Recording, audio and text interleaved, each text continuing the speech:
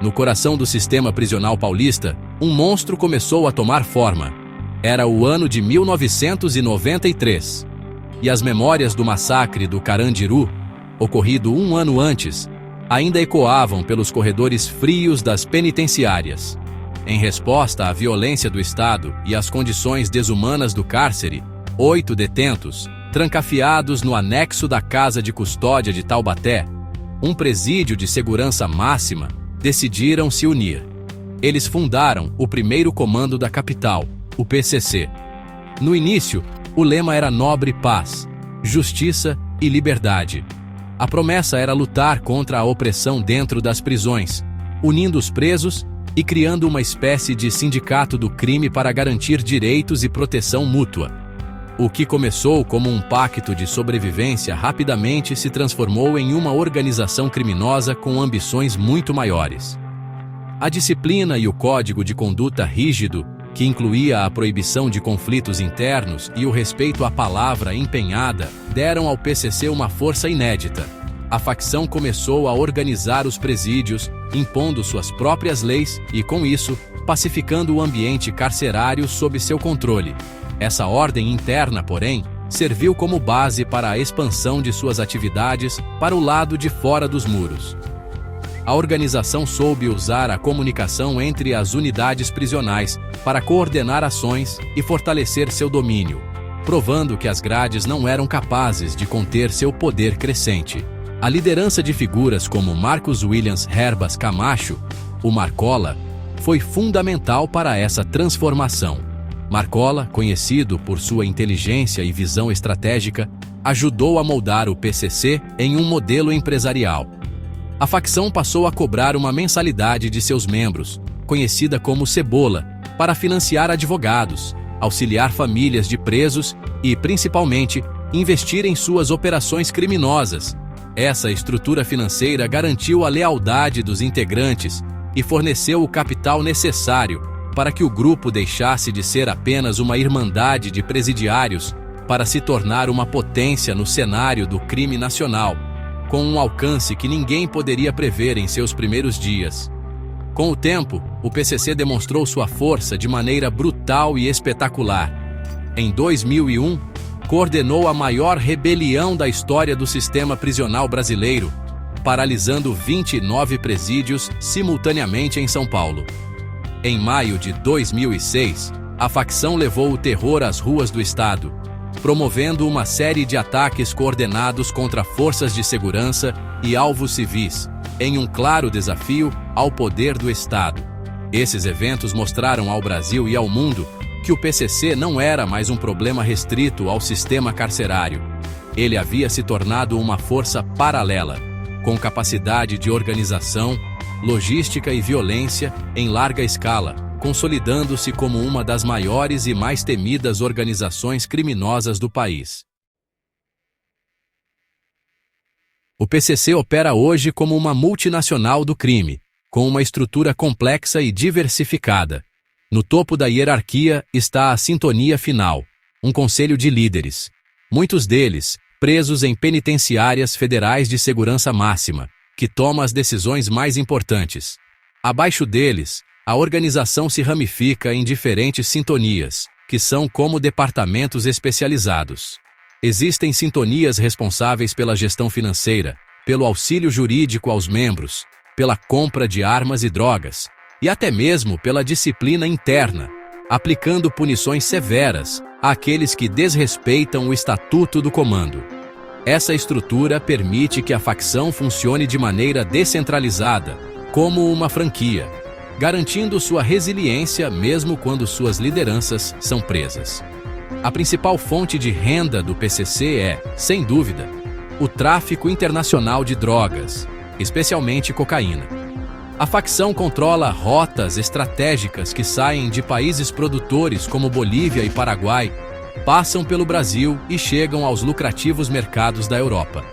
Para isso, o grupo estabeleceu parcerias com organizações criminosas internacionais, como a máfia italiana 'Ndrangheta. Além do narcotráfico, o PCC diversificou suas atividades para maximizar seus lucros. A facção está envolvida em grandes assaltos a bancos e carros fortes, sequestros, roubo de cargas e, mais recentemente, em crimes cibernéticos e fraudes virtuais, mostrando uma capacidade notável de se adaptar às novas tecnologias para expandir seus negócios ilícitos. O dinheiro gerado por essas atividades precisa ser lavado para entrar na economia legal. E é aí que o PCC revela sua faceta mais sofisticada. A organização investe pesadamente em negócios legítimos como postos de gasolina, supermercados, empresas de transporte e até no mercado imobiliário de luxo. Utilizando empresas de fachada e laranjas, o grupo consegue disfarçar a origem ilícita de seus recursos, transformando o lucro do crime em poder econômico e influência. Essa estratégia não apenas garante a continuidade de suas operações, mas também permite que a facção se infiltre silenciosamente em setores vitais da sociedade, operando sob o disfarce da legalidade. Essa estrutura empresarial e a diversificação de seus negócios são o que tornam o PCC tão poderoso e difícil de combater. A organização não depende mais apenas da violência explícita.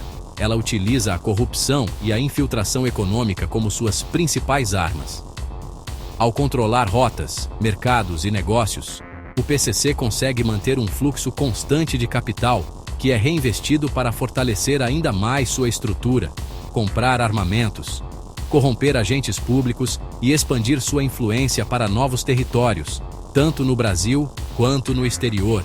É um ciclo vicioso que alimenta o crescimento contínuo da facção, tornando-a um desafio cada vez maior para as autoridades. A ambição do PCC transcendeu o mundo do crime e agora mira uma das esferas mais importantes da sociedade, a política. A facção percebeu que a violência chama a atenção e gera repressão, enquanto a influência política oferece um caminho mais discreto e eficaz para proteger e expandir seus negócios. A estratégia é começar pela base, elegendo vereadores e prefeitos em cidades pequenas e médias. Uma vez no poder, esses políticos podem direcionar contratos públicos para empresas controladas pelo PCC, especialmente em áreas lucrativas como transporte público, coleta de lixo e saúde. Essa infiltração garante um fluxo de dinheiro limpo e, ao mesmo tempo, dá à facção controle sobre serviços essenciais para a população. Um exemplo claro dessa tática veio à tona em investigações recentes. Em São Paulo, descobriu-se que empresas de ônibus, investigadas por ligações com o PCC, receberam centenas de milhões de reais em contratos com a prefeitura. Em 2024, o Brasil ficou chocado quando veio a público que um partido político, o PRTB, teve um de seus diretórios estaduais brevemente liderado por uma pessoa acusada de ter laços com a facção. Esses casos mostram que a infiltração não é mais uma mera suspeita, mas uma realidade documentada. O PCC não quer apenas corromper políticos, ele quer ter seus próprios homens dentro do sistema, legislando em favor de seus interesses e minando o Estado por dentro. Essa estratégia de infiltração é o que torna o PCC uma ameaça mafiosa.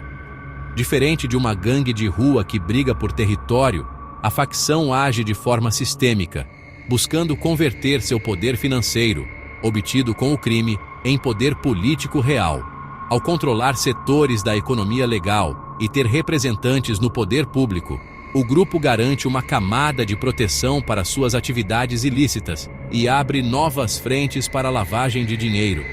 É um projeto de poder de longo prazo que visa não apenas o lucro, mas a consolidação de uma estrutura de poder paralelo que coexiste e, em muitos casos, se sobrepõe ao próprio Estado.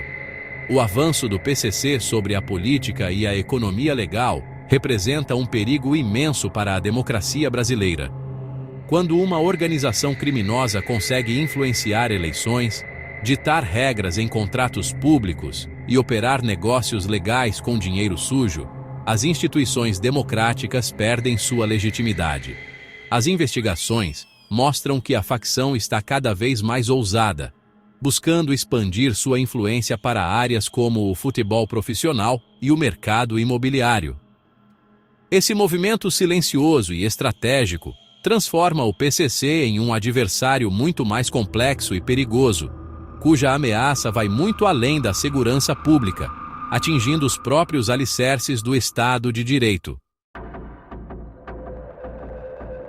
O Brasil é um campo de batalha disputado por diversas organizações criminosas, cada uma com suas próprias características e áreas de influência. Ao lado do PCC, destaca-se o Comando Vermelho, originário do Rio de Janeiro. Historicamente, o Comando Vermelho é conhecido por seu controle territorial violento em favelas e por uma abordagem mais bélica em suas disputas, enquanto o PCC busca uma expansão mais empresarial e discreta.